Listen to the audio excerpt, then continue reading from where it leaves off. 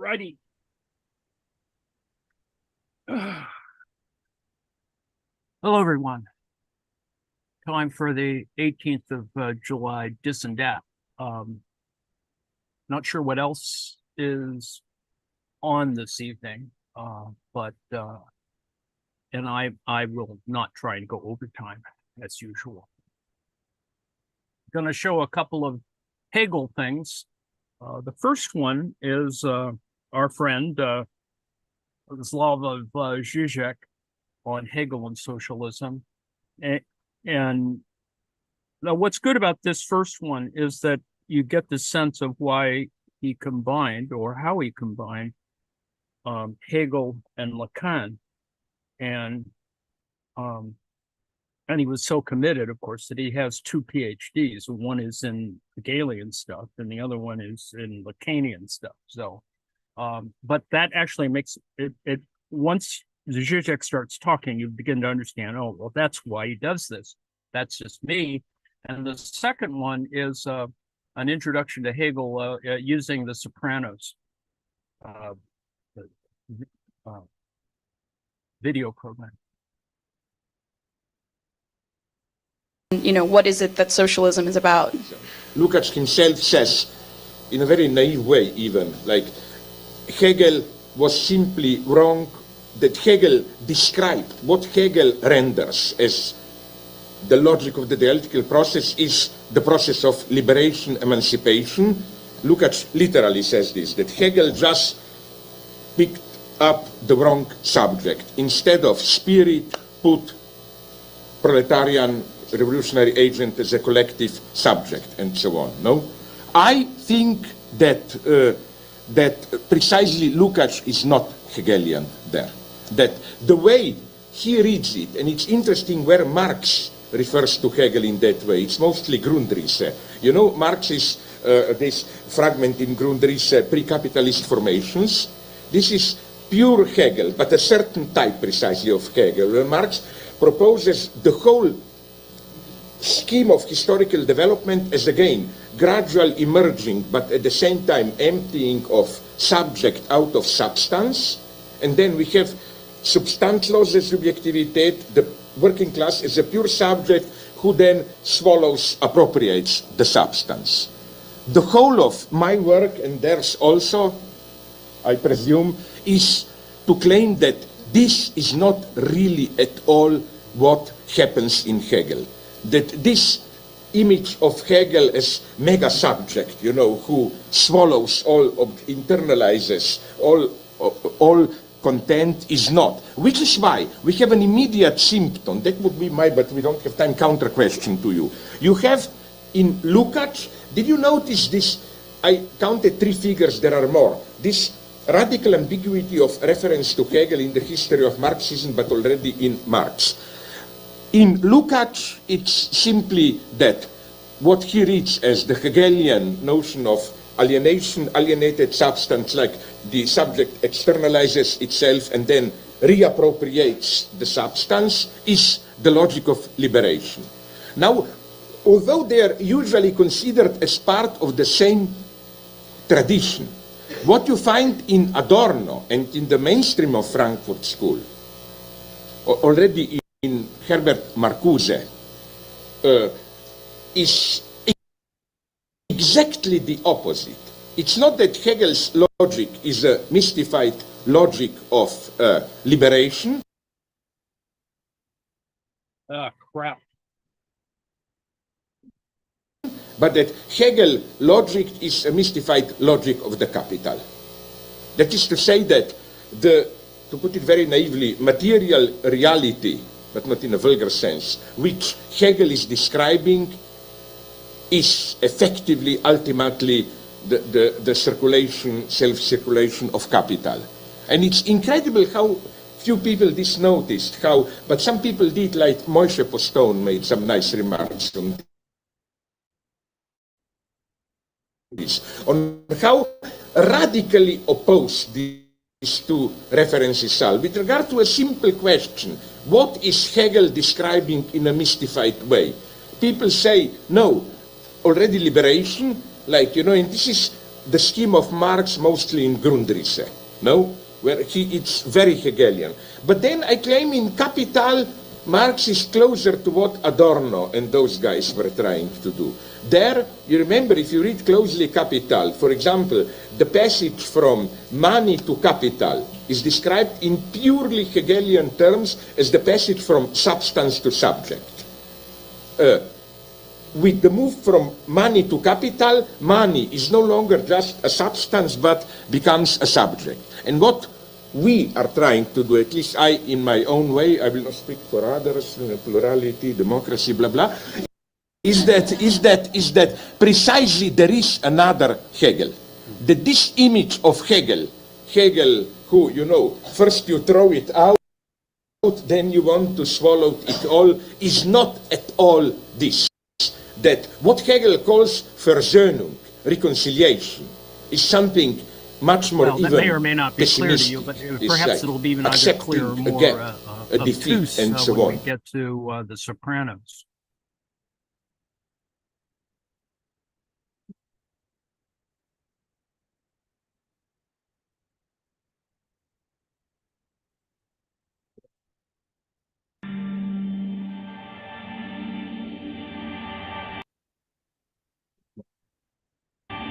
Why would Hegel, if he were alive today, sit and read the ancient Greek dramatist Sophocles while binge-watching The Sopranos?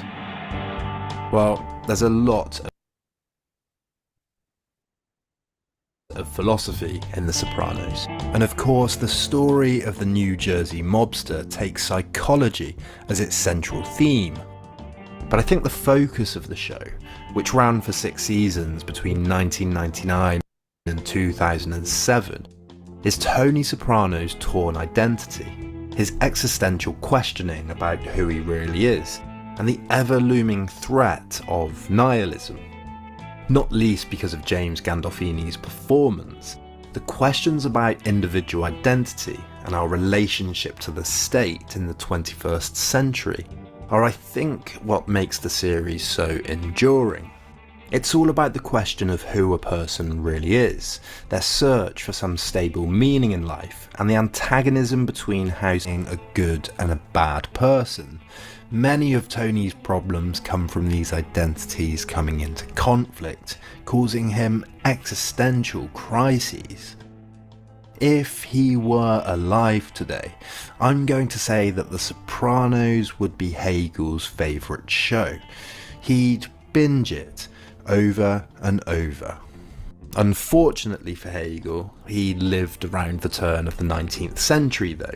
He witnessed the French Revolution and Napoleon's rise and defeat, but like Tony Soprano, he was searching for some kind of meaning in life. He was searching for direction. And he realised that for there to be meaning in life, there had to be meaning in history. Was it God that had some grand plan? Was there a God? If not, what was moving us forward, if anything? Hegel's answer to these questions began quite simply. He said that the history of the world is none other than the progress of the consciousness of freedom.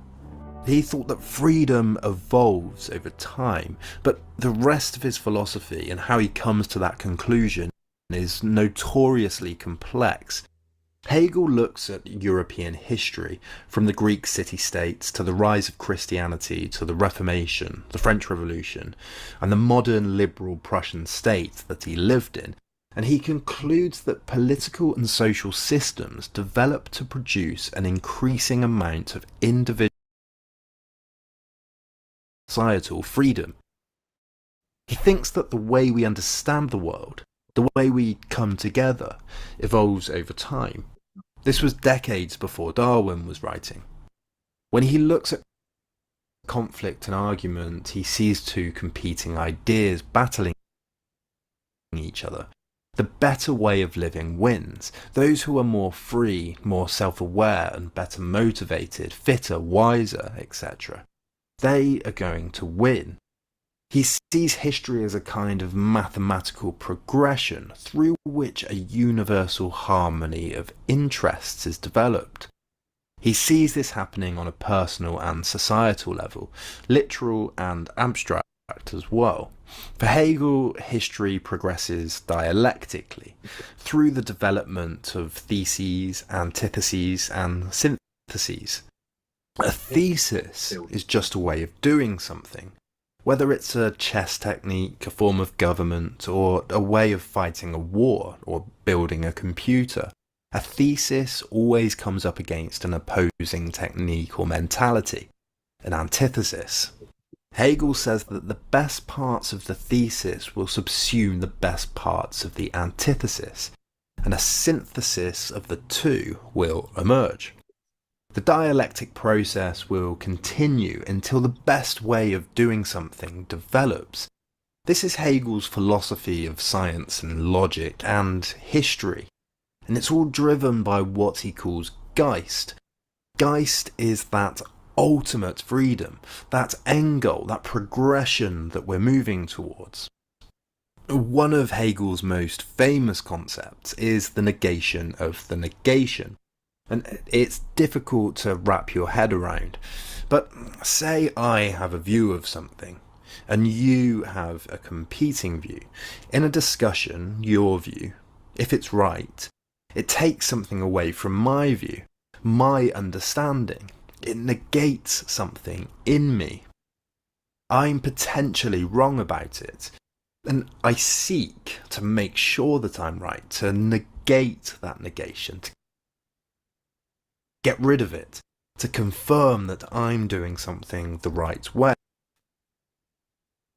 According to him, because it's rationality that drives history, the views synthesize, and we move forward. It's a kind of negotiation, and imagine this happening across an entire society. Negations are constantly being worked out and negated. A scientist might have a hypothesis. Someone disagrees, ideas get synthesized, and we move to have a more complete understanding of the world. So what's this got to do with Tony Soprano? The show centres around Tony's visits to therapy in an attempt to treat his panic attacks. Like a Greek chorus or a Shakespearean soliloquy, this plot device allows us to get inside the character's head, to hear his thoughts out loud. What we see is a head of conflicting identities, primarily torn between being a good family man and a ruthless and effective mob boss. Like Hegel's dialectic, this is a thesis and an antithesis that can't coexist. They are a contradiction within Tony's head.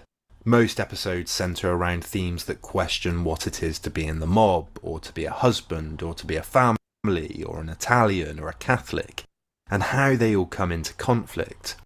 I think the episode called College in season 1 illustrates all of this well. Tony and his daughter Meadow are on a trip looking around colleges for a few days. The episode starts with Meadow asking Tony whether he's in the mafia. At first, Tony is offended, but eventually acknowledges that some of his business activity is illegal. Meadow is trying to understand her father's identity, and when he acknowledges it, a reconciliation about the truth is made. A synthesis of two opposing views about who Tony is in Meadow's head. Scenes like this one also highlight the question of identity in The Sopranos. Tell you how proud I am of you. A real student at Casa Soprano. And she looks like one of the models right out of Italian Vogue. Italian, Italian, Italian. Thank you. The episode is about different identities being incompatible with each other. There is a dialectical process of trying to either have each other coexist or to get the other to recognise the way you live and the reasons for it. Tony explains why there weren't many options for the Italian people to justify why he does what he does.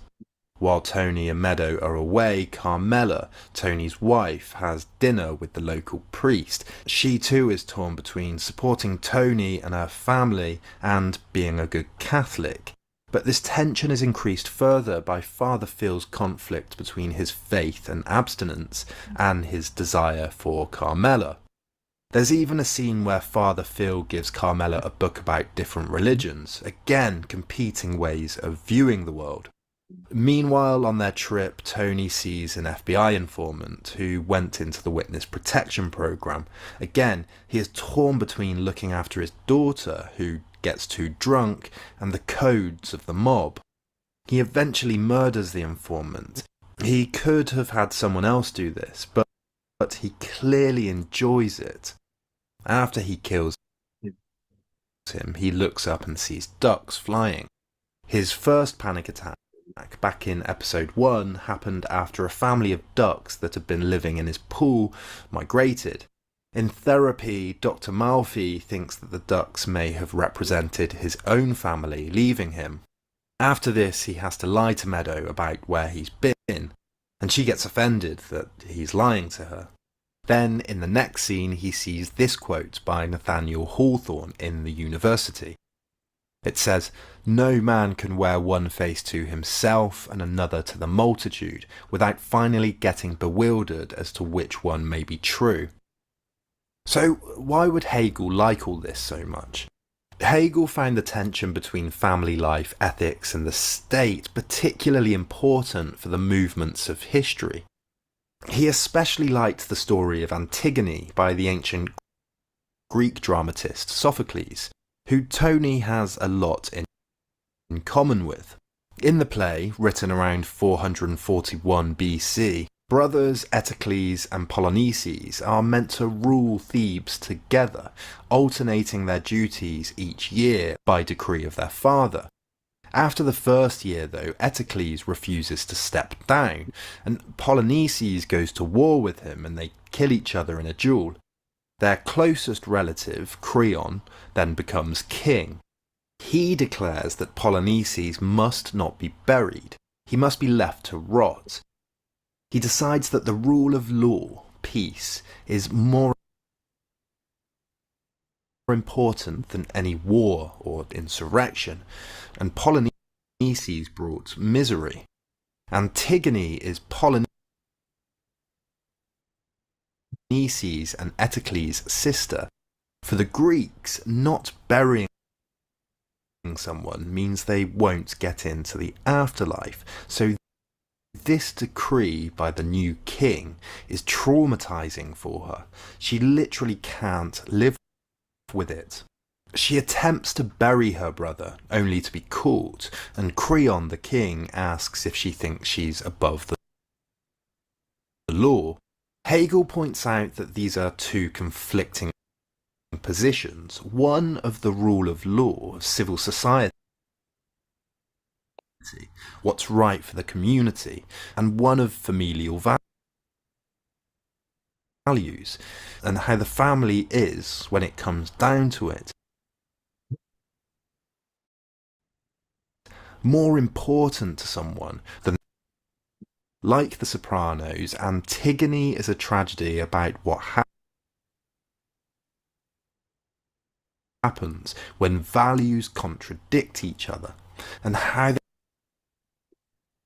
they have to work out these contradictions in some way, usually to the detriment of the characters. Antigone refuses to refrain from burying her brother. Creon refuses to let Polynices be buried. Antigone ends up being imprisoned and hangs herself. The point of Antigone is that to do the right thing, the moral and ethical thing, for her, she has to be a criminal. Hegelianism has been hugely influential in philosophy, most notably through Marx's belief that the final synthesis of history would be communism, and Hegel's philosophy is still argued over today, whilst coming under scrutiny, particularly for its view of history as being liberal, broadly linear and Eurocentric. One thing we've learned since Hegel is that history isn't quite as rational as he thought. For me, reading Hegel helps to look at things differently, to try to take the opposing view, see what it has that I don't, and to think about what a balanced synthesis might look like, as well as taking a long view of history and shifting identity. Who knows though whether Tony Soprano's story is a tragedy like Antigone,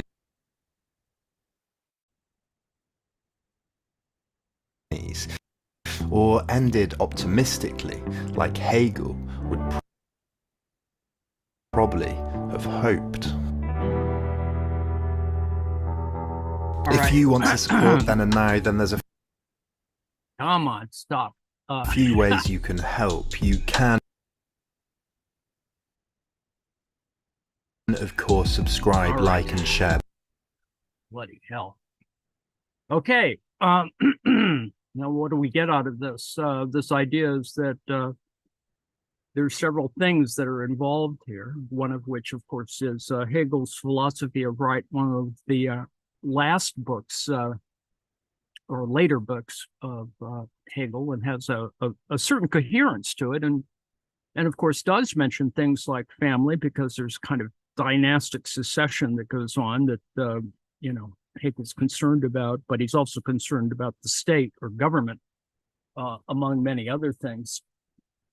This idea of a kind of spirit, or as Zizek might say, it's a kind of revolutionary subjectivity, is continues to be at work as a kind of antagonism or conflict, and I like to think that this is the way in which Zizek moves forward. While on the one hand, he's a Marxist, he's at various moments declared himself a Hegelian in some ways, because he wants to sort of get closer to the real problem, which is the kind of logic questions that emerge in the 21st century. And so I was beginning to reread Philosophy of Right, and in the preface, there's a reference to the Owl of Minerva, taking its flight only when the shades of night are gathering. Hegel means that the kinds of self-conscious reflection making up philosophy can occur only when a way of life is sufficiently mature to be already passing. But the doctrine neglects the fact that self-consciousness and reflection coexist with activity. This is the way in which you can talk about thesis, antithesis, the conflict. For example, an active social and political movement will coexist with reflection on the categories within which it frames its position. This is the continuing issue that we have, of whether we're going to be classical liberals or something else. And the something else is always the problem. There's some ideas that, are accounted for in classical liberalism, or at least tolerated, that we seem to refer back to again. And they are intersubjective problems. That is, racism or sexism in the 19th century are sort of there. You can still have these kinds of revolutionary discussions, but some other things are still problematic. And as we've gotten to the 21st century, and this current week of republicanism, we're beginning to see the same things come back again. Talking about migrants, it's not about migrants. It's about racism. It's about white supremacy. It's about cruelty. It's about dominance. It's about slavery, ultimately. And that's kind of the thing that's still at work. It is crude in many ways, and to look at the various discourses, the very incredibly confused, contradictory discourses that have been going on today, you can sort of see them at work. Senators badgering the visiting Secret Service director who happens to just be at the RNC, and they just actually run up and harass her for a variety of very interesting kind of sexist reasons, among many others. So in that sense, we're looking at kind of what that if humans are always improving themselves, evolving, trying to move forward, but yet always constrained by these other things, is I've come across several different types of sort of problems or discourse problems, and one is with, and we'll get to it in a moment, is the idea, of course, of the tragedy of the commons. Is not really a tragedy. It's not a tragedy at all, and it actually disguises sort of a racist impulse or a eugenic impulse, and that it's sort of interesting to see that it is kind of a Malthusian complaint at that is sort of at work.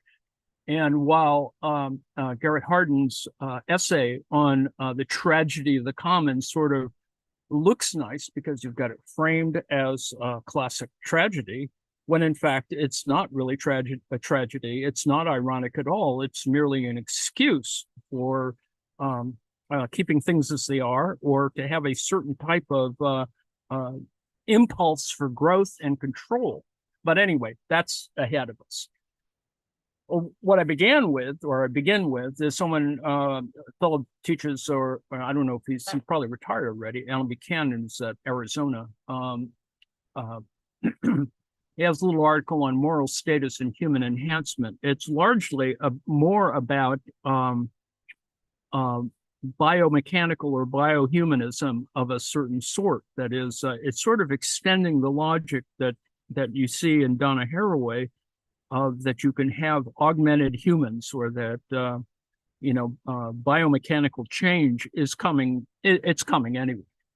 We're going to have biological enhancement of one kind or another, and the precursor of that, of course, happens in a variety of ways. It is ultimately the discourse about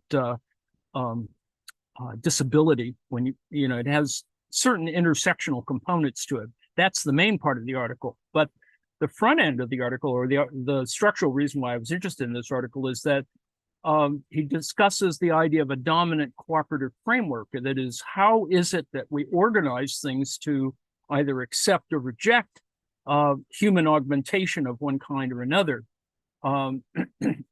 Because as you can see with Elon Musk, he's trying to promote the idea that you could have consciousness transplants or brain transplants, sort of in a more vulgar way, or more prosaic way, I suppose.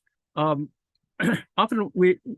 we often speak of the economy, this is, of course, something of an idealization. There's sub-economies of various sizes, domains of production and exchange, that sustain some people, even if they're quite limited in scope and less sophisticated in their forms of interaction than the mainstream economy, and are somewhat independent of it. For example, a small rural village could be said to have a subsistence cum barter economy, right? People just barely getting along and not really using money. Even if it is embedded in a country that is increasingly being integrated into a more complex industrialized global economy that operates through currency exchanges and credit, not barter, and in which most production is for exchange, not consumption by the producer. This is like the global North versus the global South. Similarly, a person who is unable to participate in national political processes might still have considerable scope for political participation at the local level. Yet in the modern world, the highest level of political process at this point, processes at this point, those that occur at the national level, have a profound influence on people's lives. And those political processes tend to focus on the mainstream economy, because how well the vast majority of people fare depends upon the mainstream economy. There is a point to talking about the economy, even if this is shorthand for the mainstream economy.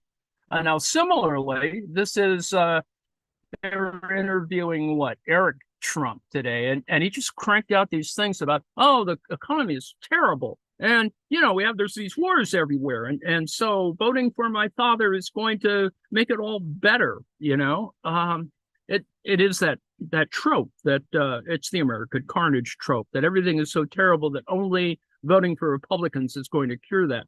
And the last time people voted for a Republican, it wasn't very good. And in fact, it was worse because of the pandemic.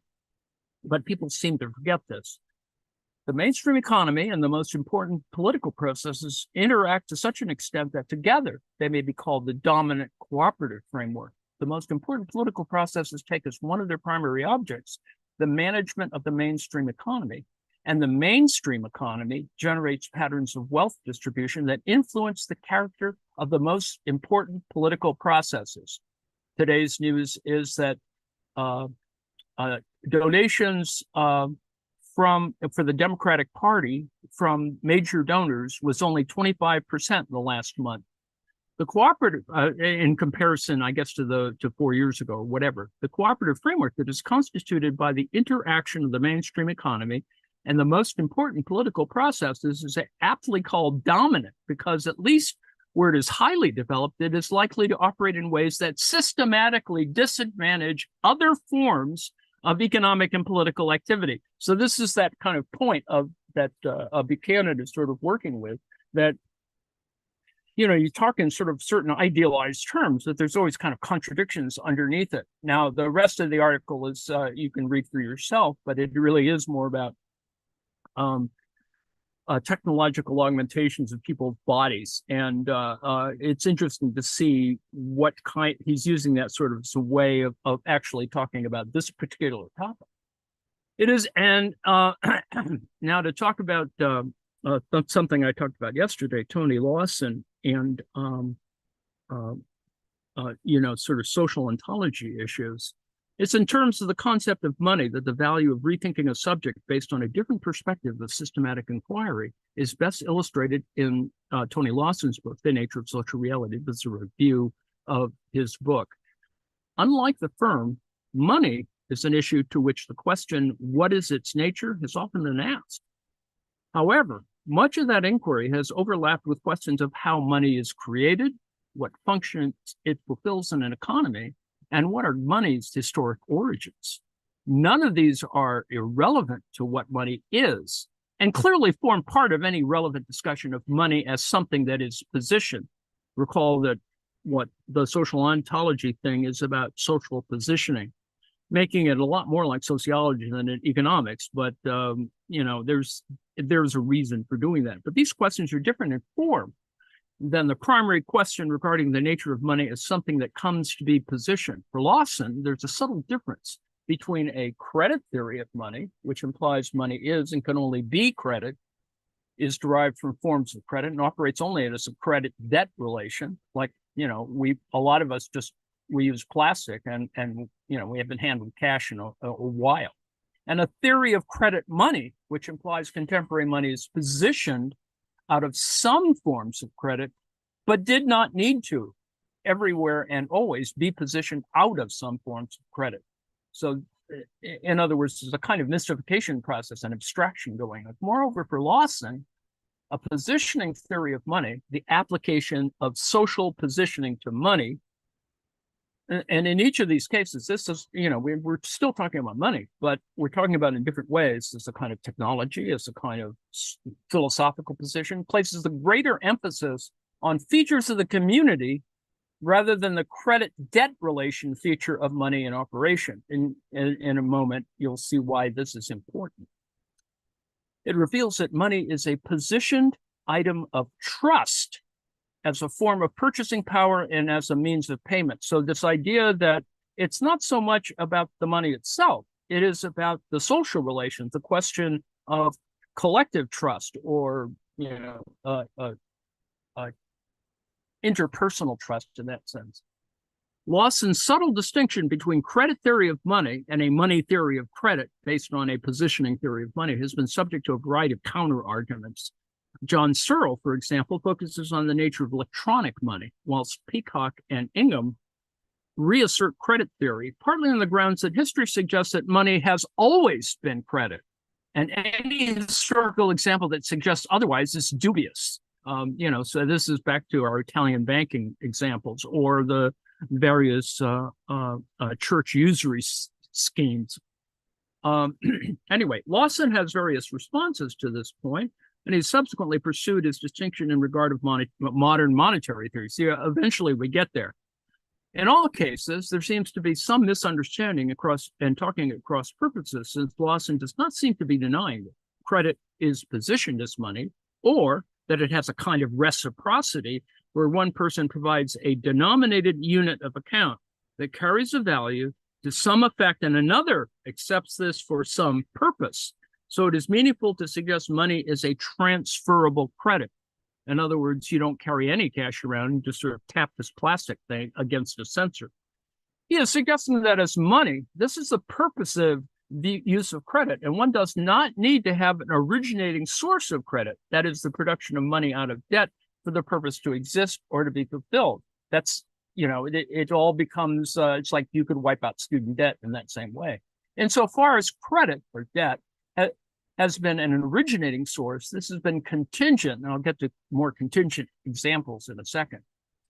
And he continues to disagree with Ingham and Peacock regarding the historical record. And so when exploring what money is, it is important to look beyond this contingency, that is, this connection, to what the contingency is used for, since the nature of money cannot be reducible to a contingent source of what is positioned as money. Now, I know that sounds a little tautological and circular, but the point is that we're talking about questions of commodity, the money commodity, if you use the Marxian idea, and that money mediates certain relations, and that to take the mediation further in the social ontologist sense, is this mediation is directed or intended in certain ways. It's structured in certain ways. It's constituted in a certain way. It's not neutral. And the problem of mainstream economics is that it tries to convince you that money is neutral when in fact it really isn't. And it's a much larger problem there, because you could say that there's free trade, which is because you have neutral money, it makes it work better. That's just not true. I mean, from the empirical point of view. So anyway, a contingency theory is a organizational theory that claims there is no best way to organize a corporation, to lead a company, or to make decisions. The optimal course of action is contingent or dependent upon the internal and external situation. That's the way it is with economics, is that internal things that are endogenous and external things that are exogenous are important. In fact, probably the defining factor for much of economic commentary. And so that little description is applied to leadership issues or organizational issues, which is what social positioning is sort of about.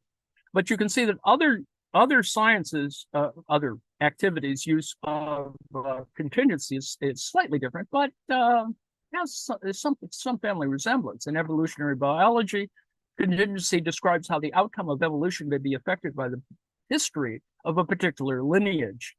And that's that's Hegel on the family in that sense. Evolution is a historical process, and the outcomes of history can be sensitive to the details of the interactions and events that preceded them. That's an internal versus an external. In his 1989 book, Wonderful Life, Stephen Jay Gould emphasizes the same kind of contingency and uses the thought experiment of rewinding the tape of life to the distant past, sort of assumes linearity, and argued that even small changes to history would result in evolutionary outcomes very different from our world. And this goes on to discuss a punctuated equilibrium and a variety of other things, which still needs to be discussed. Now, in an article, and actually there is a Zizek journal out there. It's really scary when you're still alive and they're discussing you sort of in weird contemporary and past tense at the same time. So this is an abstract for a particular set of ideas about application of Zizek's sort of combination of a materialist position and his Hegelian position, and then some suggestion about where he goes to with Lacan. So, but it goes via Althusser. So in the discussion which follows, I will attempt to demonstrate the sources of history's essential unpredictability from a Zizekian transcendental materialist position. Yeah. Understood in terms of the indivisible nexus by which being is constituted. That is substance, that is the matter and the physical laws which governs behavior. The super material subject, so you have substance and now you have something which is a material subject, a little bit better, which both emerges from and transcends it. And the infinitely complex structuration, and structuration was this idea about talking about structure that was somewhat popular in the 70s, 80s, and 90s. Structuration of the two and their arrangement in particular historical situations. In so doing, we must resuscitate the project of aleatory materialism that's propounded in the late work of Louis Althusser, forced as he was to grapple with the clinamia or clinamia of historical affairs, which fatally undermine any serene, vulgar Marxist faith in history's inevitable dialectical ascent towards the absolute. That is, as Althusser says, history is nothing but the permanent revocation of the accomplished fact by another undecipherable fact to be accomplished. It's sort of, we're in a constant retcon without our knowing in advance whether or when or how the event that revokes it will come about. Simply, one day, new hands will have to be dealt out and the dice thrown again onto the empty table. So what he's talking about here is a certain kind of indeterminacy, but the assumptions of a kind of regular progression. Klineman, or Kleineman, derived from clinare, to incline is the Latin name that Lucretius gave to the unpredictable swerve of atoms. In the pre-Socratics, this is a description of how, how physical science sort of, that what they thought that critical science, about how science operated. And, it's not a good atomic theory, but it's sort of an interesting atomic theory. And in some ways, it's a way of talking about how change occurs in order to defend the atomistic doctrine of Epicurus. In modern English, it has come more generally to mean an inclination or a bias. Now, why didn't people just use the word inclination or bias? Well, it's because some people want to make this reference back. You can sound whatever, intelligent at a cocktail party, but that Lucretius and Epicurus, and it's an atomic theory. So anyway, there's this much longer article which talks about aleatory materialism and revolutionary politics, and which comes back to what Zizek was talking about, that instead of talking about spirit in the Hegelian sense, we should be, Geist, we should be talking about, revolutionary subjectivity. And that's kind of his thing. And so there's a later work, a work that is printed after Althusser's death called Philosophy of the Encounter. There's a lot of notes or short things in it. Scholars have grappled with what appears to be a discontinuity between the earlier Althusser, and I think that they're using this ironically, of ideology and ideological state apparatuses, also referred to as ISAs, and Reading Capital, which is sort of the major book because it sort of redoes Capital and addresses Leninism. And the later Althusser, who turns to Lucretius for a philosophy of the encounter or an aleatory materialism. Antonio Negri characterizes the moment when Althusser explicitly turns to Machiavelli and Lucretius as a chara or turn, describing it as the point in which the structural formation or structural framework of Althusser's previous theoretical analysis is completely reversed, which is a Hegelian move, actually. Others, however, have attempted to stress the contrary, arguing that the two Althussers, that is the early and the late, cannot be so neatly separated, which is, of course, ironic because Althusser gives us the early Marx versus the late Marx. So this person's paper examines the concept of the Kleineman as Althusser uses it in his later writings to emphasize neither the continuity or discontinuity of Althusser's system explicitly, but rather the non-linearity of its function. And that's not the same thing. It's not either continuous or discontinuous, rather it is non-linear. And why is that important? I would assert, and I hopefully other people would assert, that the opposition of heterodox economics to mainstream economics or neoclassical economics or Keynesian economics or however you want to frame it is one between linear relationships and nonlinear relationships. And it is problematic because the nonlinear solutions are much more difficult to calculate. But and this raises the question we were talking about yesterday, they introduced yesterday, which was the problem of math and economics. And there is an entire body of nonlinear approaches. They're harder to do, but from a math point of view, they actually accommodate a lot, well, maybe different things, and they're harder to compute. And, you know, they don't give you clean results unless you do a hell of a lot more work. But on the other hand, nonlinearity can provide, particularly in situations where you have very complex variable relations, that you can get it to work out a little more interestingly. So the Kleinman's encounter urges us to revisit his momentous ISA essay to find gestures towards revolutionary engagement. Remember, we were talking about revolutionary subjectivity. And it offers a new perspective on his oeuvre beyond the arguments of continuity and discontinuity. So in other words, continuity and discontinuity suggests that there's a break, whereas nonlinear solutions means that, well, it's both, that it has actually both things are at work, not one or the other. So anyway, Althusser's late work closes in on an important aspect of this encounter, the seeming arbitrariness, or as he calls it, aleatory nature of this swerve, this Kleinman as a primal encounter that is the first cause or origins of all things in Lucretius's Epicurean cosmology, comes prior to and serves as the basis for all reality, all necessity, meaning, and all reason. All meaning and all reason. The Epicurean world presumes the idea that the origin of every world, and therefore of all reality and all meaning, is due to a swerve. And that swerve, not reason or cause, is the origin of the world. So we're looking at this idea is that the path is, you know, neither perfectly, you know, Apollonian or Dionysian, but it is kind of combination of the things. It has multiple dimensions in that sense. In this conception, Epicurus and Lucretius believe that atoms in their own, as their own weight bears them down, plumb through the void at scarce determined times.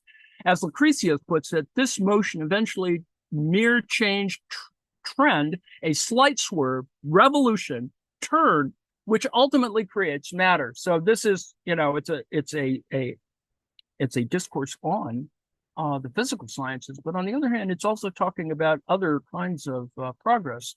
And as I was, you know, plowing through this, and I left the links in yesterday's reading, I came across a really great book for anyone interested in engineering, and it's actually a Marxist approach to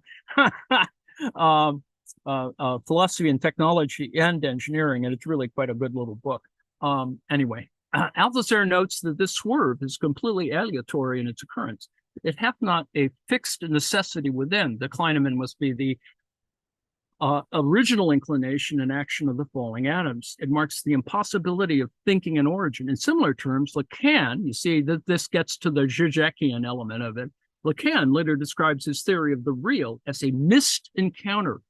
That is a kind of absence in that sense, but more like a missed opportunity. He posits the real order as beyond the automaton, the return, the coming back, that is to say, beyond and before the originary swerve that lies before language and reality, since the Kleinman for Lucretius marks the birth of things and the appearance of language.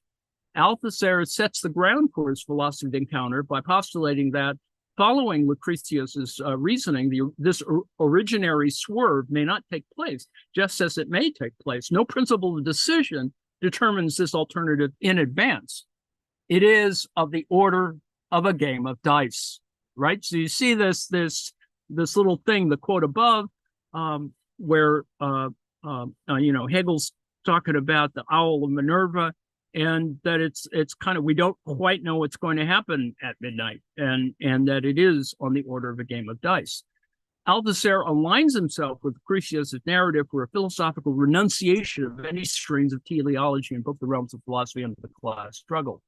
So this is, you know, there's a whole bunch of other things in this, and it goes on and to deal with Machiavelli, et cetera, which is still worth, you know, people reading, partially because it does talk about a certain type of rationality that is necessary within the politics of the Italian city-state. Anyway, so this is a theory of materialist politics that opens up the view of politics as an action occurring in a conjuncture where each actor aims to organize and govern the effective truth. And so this is about spin control, if you want to talk about it in a propaganda-like way, or information or disinformation way. The political field for Althusser adopts the quality of the Machiavellian Laquitian world. It is a perpetual state of disorder, and to use Marx's language, of struggle. In fact, you can sort of see that, as probably you'll see if you watch any of this Republican National Convention coverage. It's exactly a kind of very strange, disordered state. But anyway, there's no underlying guarantee of victory or any sort of political revolution. Even every fixed political form of organization rests on an uncertain aleatory foundation. They still don't know what, the effects of J.D. Vance are going to be. And in fact, it is beginning to look more problematic, even more problematic, because of Trump's sort of doubling down, also forced by, the Koch money and Thiel and all those other venture capitalists. The Kleinman gestures towards the missing concepts that are not explicitly stated, but play an integral role in Althusser's thought since reading Capital. The Kleinman allows one to think Althusser's thought as a Machiavellian philosophy, one that embraces the non-continuity of conceptual thought to emphatically pose it by means of its effectual truth. For Machiavelli, the effectual truth is different from ideal truths that have no place in reality. Effectual truth elicits concrete reactions and shifts paradigms. Rather than naming unarmed concepts and dictums, just as the publication of Reading Capital has generated overwhelming effects and reactions in its conjuncture, to use Althusser's own metaphor, if one wants to straighten a bent stick, one cannot merely bring about that change by bending the stick to its original verticality. And seemingly by common sense, one must bend it towards the other direction in order to straighten the stick. Now, some people may claim that that's kind of what accelerationism is, that you have to sort of go further in some other direction in order to get things to work out. And that, if the goal ultimately is democracy, you may have to be undemocratic in order to get there. And that's a conundrum. And I would trust the Democrats to do that as opposed to the Republicans, because they're more into breaking sticks or combining them like bundles, as in fasces. Anyway, as Machiavelli would have recognized, the politics of theory operate similarly. For one, a common criticism of the ISA essay is the seeming impossibility of any room for action and engagement in Althusser's highly controlled world. But as Foucault pithily stated, in every system where there's power, there's resistance. Foucault describes these spaces of multifold resistance in the history of sexuality. And, Foucault is in effect talking about a wide range of sexual practices and exercise of power, et cetera. Now, the history of sexuality is a sort of magnum opus thing that probably doesn't get a lot of coverage in colleges, just simply for, X number of reasons. Speaking of points of resistance that are present everywhere in the power network. For Althusser, the aleatory encounter first posed by Epicurean philosophy is the philosophical elaborations of these points of resistance. As the recent publication of the full manuscript, the essay confirms, Althusser consciously deleted all references to these points of resistance in the essay's original publication in order to effectually stress the difficulty of revolutionary action in the wake of the failure of May 1968. You see, in other words, all of these things still all link together. Foucauldian interests and, Althusser, all these things are still related to that this one moment where it was incredibly chaotic. That is, in the space of 2 months, as some of you have maybe seen from some of the other videos we've been looking at, RFK gets killed, assassinated. Martin Luther King gets killed. It's clearly the resistance to the Johnson administration. It's the Tet was in February. The Tet offensive in Vietnam was in February. And then you have the May 1968 revolt, which is actually caused by, the intervention, bombing, and assaults on various offensives that follow on the Tet Offensive. Anyway, while this may have ultimately shown to be a flawed strategy, the ISA essay, this is the earlier essay, can be seen as enacting in practice what Althusser has later articulated as the philosophical basis for revolt through the Kleineman. Michel Pichot describes the ISA essay as a philosophical detour imposed by the class struggle to dispossess Marxism-Leninism of its operating assumptions and deprive it of them in the most radical way. It is precisely this that is unpardonable in the eyes of some.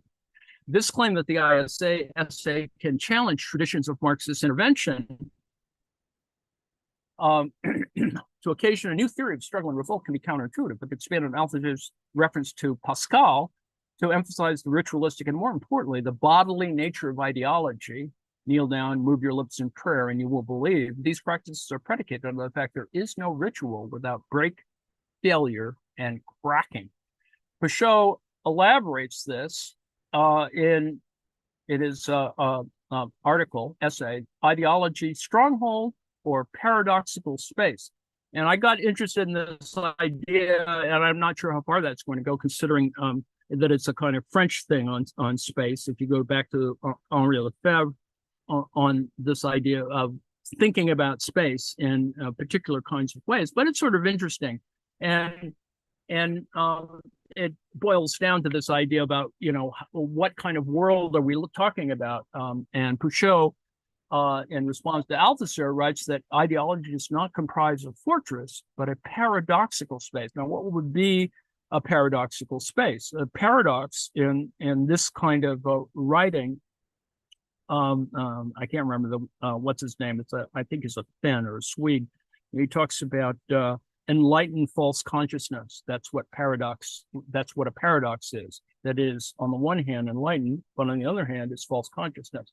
And the space of this would be the same kind of paradoxical space that you see, for example, in Milwaukee. Two people have already died because of this convention.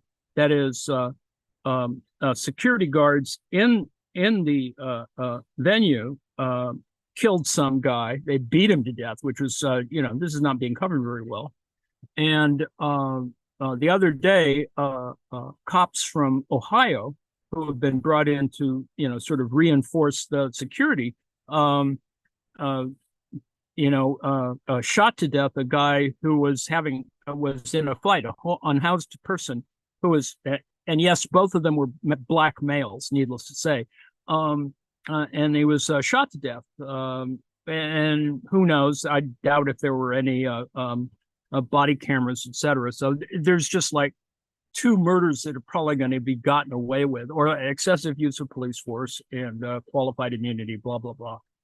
So anyway, ideology being paradoxical was the breeding ground for real contradictions. I just mentioned two real contradictions. It's a material space that only appears to generate an image of coherent structure.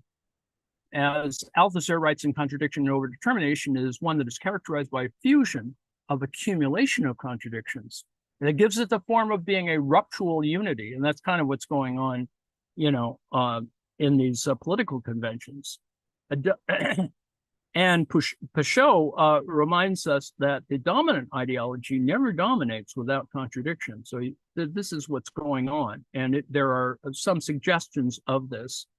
That is, a new politics of resistance led to an examination of philosophical practice itself. So it is kind of being remade in a kind of Hegelian way. Anyway, the point being, that is, there's a certain inevitable realization of the imminent complexity of the social conjuncture and the refusal to abandon a deterministic model of Marxism. And that's the kind of the central tension that has emerged since 1968. That you have these two things that are still being rediscovered in even in contemporary sort of writing. That we haven't solved some of these things, even though we're decades past some of the original events that have caused this problem. And in fact, we see the same kinds of historical events that are at work. That is, Israel-Gaza is the Vietnam, the contradictions of that in terms of domestic policy, similarly, but not identical, Ukraine.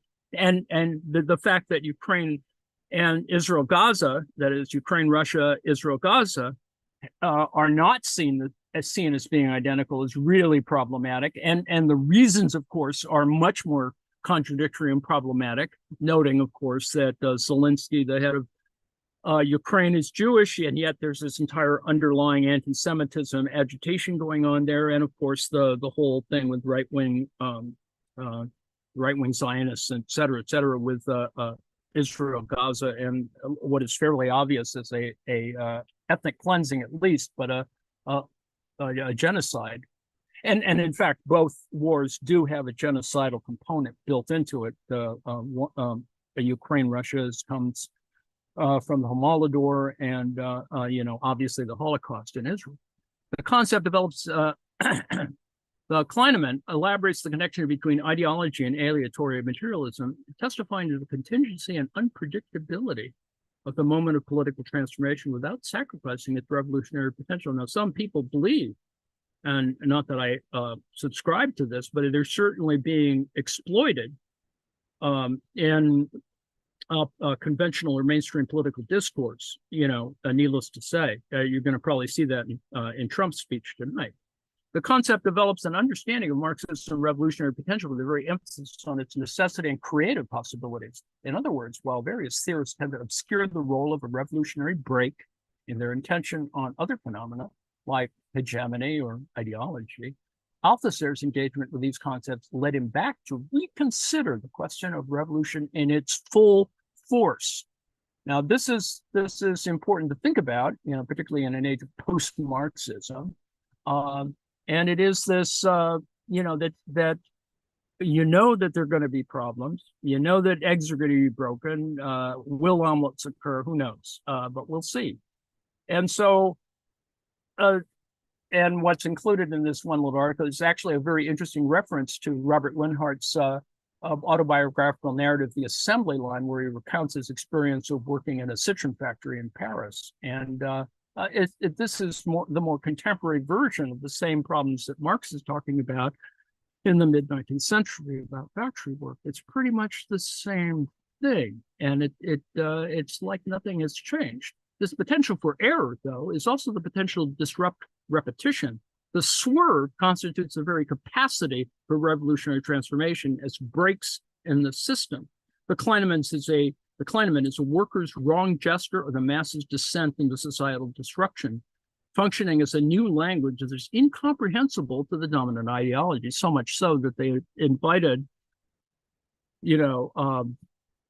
union leaders to the Republican convention in a very sort of strange way. And of course, leadership versus the rank and file is another kind of contradiction that has always occurred within the union context.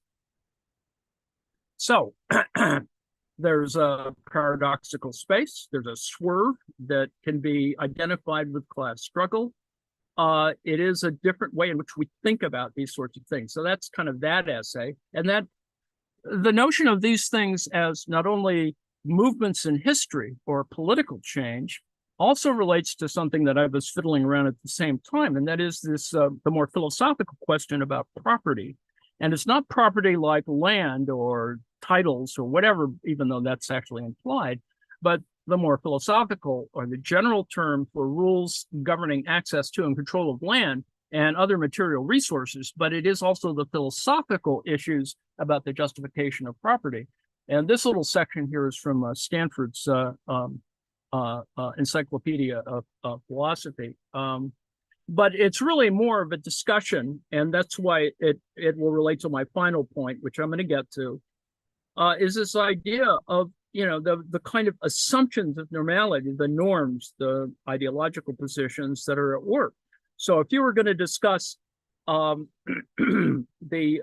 tragedy of the commons, the fundamental thing that you've got to think about, the tragedy of the commons is that it's a story told by Garrett Hardin. that claims that certain kind, it has to do with grazing rights and, land ownership and fencing. Ultimately, that's what it's about, is that, at some moment in the Western United States, fences got put up, and the fences are like the enclosure movement, and in the post-feudal period in Europe, it's no different. It begins to change the nature of the way in which you approach this kind of common space. And therefore, the point being is that you can reach a certain moment at which you have this conflict between, ranchers and farmers or blah, blah, blah, and that the carrying capacity of a particular region is exceeded, and therefore everything fails. Now, this idea of a kind of apocalypse is a fictive one. It assumes, and it's no different than Trump's American carnage. You just sort of, you assume that everything's going to go to hell, but it really doesn't go to hell, actually, in reality, is particularly if people actually work together. And that's sort of the point of refuting Garrett Hardin's, the guy wrote it in, a long time ago, right around the same general time of the other things I'm talking about. And it became very popular because it was a good story, but its reality is not empirically sort of accurate. There are always kind of contradictions in how you define this story. There's a book by Robert Ellison that talks exactly about this set of relationships in Northern California. It's more around Redding, I think, and it has to do more with social control issues and formal versus informal collective action. In other words, hobby farmers, it's the same problem, and it's game theoretic, in fact. Hobby farmers move up there because they like having, a country place or whatever, and they have one cow or, a very small number of cows. And they don't give a shit about the fencing or no fencing. And occasionally, cows get out into the road and shit like that. And the big difference is, of course, people who've been there forever, who have ranches and farms, et cetera, and are irritated that, the guy with the hobby farm, people with the hobby farm are, not abiding by sort of unwritten rules. They're real rules, actually, and real laws. But the fact is they kind of get out there, and sometimes cows get hit by cars. And then there's whole issues of, who pays for what, the car gets munched up because it hit the cow, and et cetera. The point being is that the community begins to think about this. You begin to see vigilantism at work. You have a largely right-wing, people who are trying to, on the one hand, they like a minimal government. On the other hand, they want to force this guy to the hobby farmers to actually do more for their little hobby farms. Anyway, that gets far afield, but it has to do with common property, private property, public property of a different sort. So there's an analytic solution to this. It has to do with claims about liberty, claims about consequences of these things. And I know I've been yakking far too long, but this is an interesting little thing because it does talk about questions of, and it has an underlying assumption that capitalism is the best thing and that collective action doesn't, matter. And that always the owners are always right. So that's the underlying theory that goes under this. And so it should be critiqued on that basis. So, but it's useful. I mean, it's useful because it's, it's a Stanford thing, and it does have to talk about things like Rawls and, and Nozick and other stuff, but it presumes certain things about markets. For example, some have speculated there could be markets without private property, but this seems hopeless. Unless the individual managers in a market economy are motivated directly or indirectly by considerations of personal profit in their investment and allocation decisions, they cannot be expected to respond efficiently to crisis. See, this gets back to the whole other question about, certain ownership questions and the function of the relationship of valued prices. Such motivation will occur only if the resources are privately owned. So this is an interesting utilitarian argument here. So that the loss is theirs or their employers when a market signal is missed and the gain is theirs. or their employers when a profitable allocation is secured. There's no discussion of surplus value or that kind of, discourse on property. So that's interesting, and that thing. And there's more extreme and less extreme versions of this. There's mentions of Nozick, who believes in a minimal state. There's a final discussion about distributive equity. And throughout this little thing, there's problems about poor people, or they're ignored. As T.H. Green observed, a person who owns nothing in a capitalist society might as well, in respect to the ethical purposes which the possession of property should serve, be denied rights of property altogether. There's a certain interesting kind of extremism that's built into this. But you can see that that's kind of at work in contemporary libertarianism, that this thing has certain skewed elements of it. So the contradictory questions of freedom that should be arbitrated in a non-socialist or capitalist society, and there's certain assumptions about a socialist society. By contrast, those who are politically active either have to persuade state agencies to disseminate their views or risk underground publication. It's not one thing or the other. It's something more in between. And to close, because I know that I've gone a little nuts here. In the same year that we have, May 1968, the French workers' student rebellion, etc., and American politicians being killed, and the Vietnam War, and all that stuff. In that same year, you have a certain reactionary kind of thing written by biologist Garrett Hardin on the tragedy of the commons. It becomes very popular. It made intuitive sense, provided a temptingly simple explanation for catastrophes of all kinds: traffic jams, dirty public toilets, species extinction. And the thing is that there's other people who didn't have that particular point of view, a kind of, as it were, a kind of individualist or libertarian point of view, something that doesn't talk as much about regulatory elements. While Hardin speculated the tragedy of commons could be avoided only through total privatization or total government control. You see, this is that same idea of that it can only be these extremes and not some kind of a reasonable combination, not necessarily something that's perfectly median, just something else. Eleanor Ostrom, the Nobel Prize winner, had witnessed groundwater users near LA hammer out a system for sharing their coveted resource. Over the next several decades, as a professor at Indiana University in Bloomington, she studied collaborative management systems developed by cattle herders in Switzerland, forest dwellers in Japan, and irrigators in the Philippines.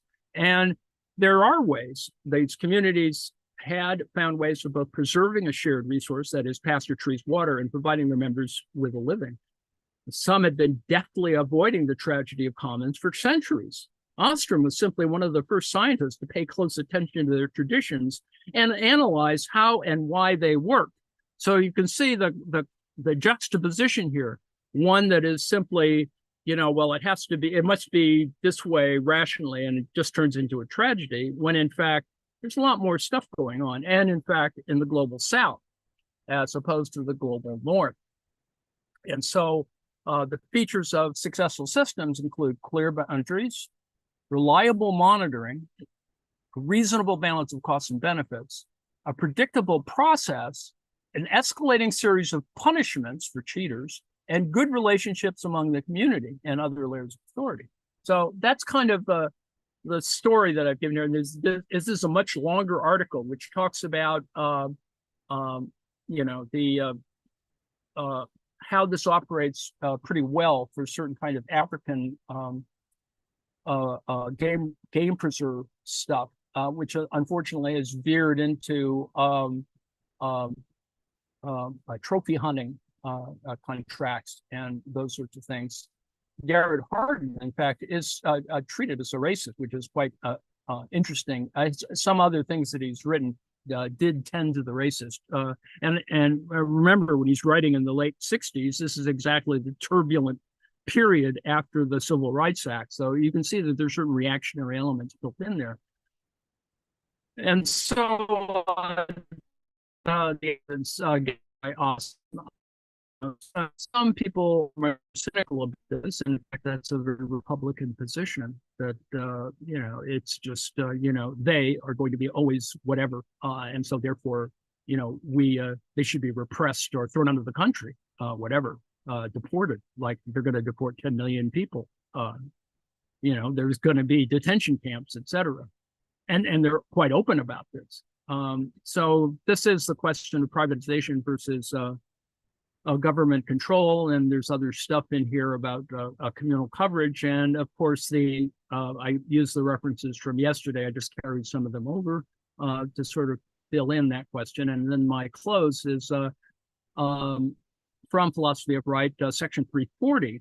And it does talk about contingencies, the autonomy of the state.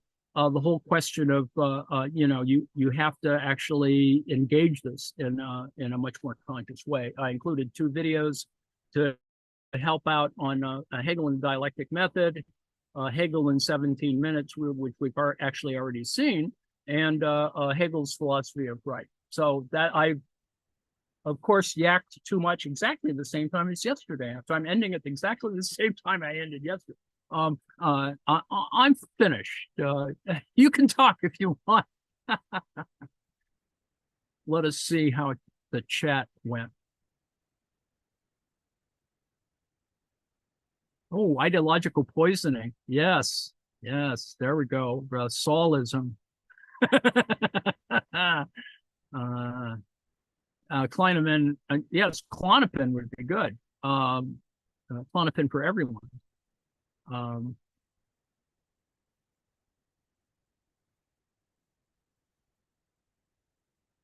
Obama tells allies Biden's winning the election is draft. Yes, that's the major story in the news today during the normal broadcasting on the cable networks, is all of the issues of who's trying to convince Biden that he should drop out.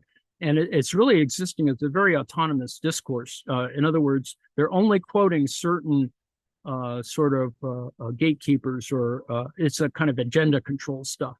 And you can see that there's a very small group of people. It's up to 24, 25 right now. Now, remember that there's,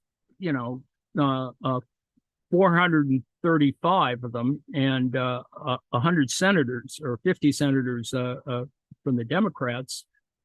So it's 200 representatives, 218 or whatever it is, and 51 senators. And so that's actually a lot of people. So only a tenth of actual politicians, some of whom are super delegates. So they're going to be a factor. But it's clear that they're trying to exercise what they think is leadership by trying to at least suggest that they're trying to convince Biden to pull out. Adam Schiff joined this little club, and Jamie Raskin also joined as well. So we're in this really funny place now where certain people have, staked out their position, either because they're incredibly cynical and they want to be in leadership when Trump takes office, or that they really truly believe that they can win that it's necessary to get Biden to quit, sort of stuff.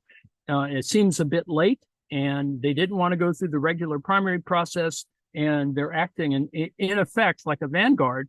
And, this is a question that Democrats should be asking themselves: are we going to allow this to happen on the one hand? On the other hand, a lot of people have opinions about Biden's age and the fact that he caught a mild form of COVID yesterday or day before yesterday. He actually has it. That's what they say medically. It's not a rumor. And so he's self-isolating. So, there's other issues at work. I'm not quite sure what that all means, but that's kind of where we are now. Oh, the connection between credit money in the first half and the tragedy of the Kahnemans later on. Okay. The question of money fits in to this question of the instrumentality of money plays into this, and that it is a way in which I think you can compare the idea that money as a more expansive form actually fits into commons examples because it expands the nature of what capital is. And you can see that in one sense, tragedy of commons is derived from a kind of pre-capitalist view of resources, of means of production or whatever, and that, it exists, it's anomalous on the one hand. On the other hand, we have all of these other ways of talking about how this site should be governed, and it shouldn't be always assumed that you're going to try to maximize whatever is going to go on. In fact, there is something sustainable about it. Sustainability is a way in which we can rethink the problem of credit and debt, and to rethink the kind of financialization of all of these things. I'm not sure what else to describe that connection. The other connection you could make is the one example of a commons tragedy sort of thing, but it's not really, well, actually it is, that the subprime crisis is sort of that kind of thing. In other words, you created new financial instruments that exceeded the ability of the financial system to cover debt or cover the manipulation of these resources, and then hence you wound up in you sort of screwed the system when you saw that the property was being overvalued in that sense, or overproduced, and it was being overproduced in that same way that credit debt relations create more fictitious capital, which was what Marx was driving at. Is that a good enough answer, Joe? Sure, that'll be cool. I'm not sure if I have a question here, but I feel like it's almost doing a dance at the checkout. Here in Norway, over the past several years, they started the bigger corporate retail companies have been asking you to opt into their, how would they describe it? Their club, or are you a member or whatever, even though it's just a grocery store. Well, the Norwegian economy is largely still an extractive economy. It's fishing and iron ore and that kind of stuff. Well, this concept has happened a long years ago in the States, where they're essentially just trying to track your purchases, but they need you to opt in by giving your mobile number. So, coupled with that, I have, since the pandemic, I haven't used cash. I used to be pre-pandemic, just use cash most of the time. Oh, I see. So when you said paying with plastic, I assume you meant credit. But yes.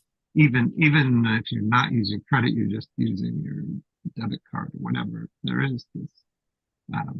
Well, I think there's a bigger informality in general, and with all due respect to the Norwegian economy, as I said, it's a very modern economy on the one hand. On the other hand, it's still it has all this these extraction elements, tourism, and certain other kinds of products which are not that necessarily that major. It's like fishing, which is also an extractive industry, essentially. It's not a lot of agriculture considering the short growing season. And, so there's certain things that hamper kind of Norway in comparison, for example, to Sweden, which I think is more industrialized, with all due respect, than Norway. And Finland, which is also more industrialized. I'm not saying that Norway is backward by any means. I'm just saying that there are certain things that I think are emphasized greater in other Scandinavian countries than in Norway. Norway is just different. It's got oil rigs and other stuff that the economy is built on. We can be backward in some different ways than people would. Well, uh, and it has its own kind of issues with indigenous people, with the Sumi or whatever, the Sami.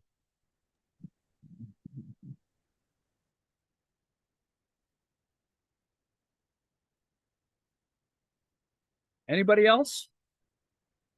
No, I bludgeoned everyone into silence.